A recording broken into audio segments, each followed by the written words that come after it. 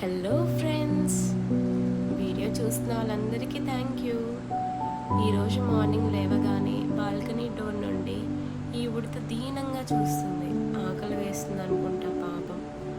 రాముడికి ఉడత సాయం చేసిందంటారు కదా, ఈ ఉడతకి నా వంతు ఉడత సాయంగా ఈ చిన్న చిన్న బ్రెడ్ చంక్స్ని ఇస్తున్నా. చూస్తున్నారు కదా ఎంత క్యూట్గా తింటుందో. నాకైతే చాలా హ్యాపీగా అనిపించింది ఈ ఉడతని చూస్తుంటే. Thank you for watching.